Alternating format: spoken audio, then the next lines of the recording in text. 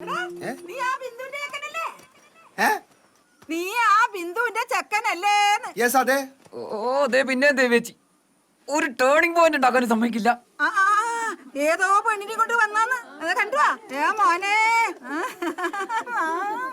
എടാ ദേവിയില്ലത് ആരാന്ന് ഇപ്പൊ എത്ര ദൈവമേ, ഓളെ കൊണ്ട് ഇന്നെങ്കിലും നിനക്ക് ഉപകാരം ഉണ്ടാവുക.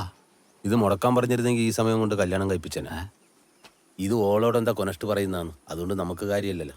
ഓളല്ലല്ലോ, ഓളെ അച്ഛനല്ലേ കേൾക്കേണ്ടത്. പക്ഷെ അവള് ചിരിച്ചോട്ടാ പറയുന്നേട്ടാ. എന്നാ കൊനഷ്ട് തന്നെ. ഇത് രവിയേട്ട മോള് ചന്ദ്രിക ഏനായിട്ട് ഹോട്ടൽ നടത്തുന്നേ.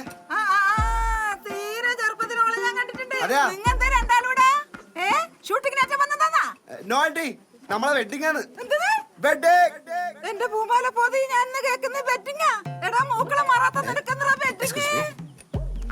എന്നാ വർഷം എനിക്ക് പ്രായമായി. Why not? നിന്റെ ശ്വാസം മുട്ടലൊക്കെ മാറിയടാ. Oh my goodness. നീ അപ്പളും മെലിച്ചു കിടക്കലെന്ന് നിന്റെ അമ്മ പറയലുണ്ടല്ലോ. ചന്ദ്രിക ഉദ്ദേശിച്ച വലിയ അല്ല, ചന്ദ്രിക ഉദ്ദേശിച്ച വലിയ തന്നെ. പക്ഷെ ഞാൻ നിർത്തി. I quit.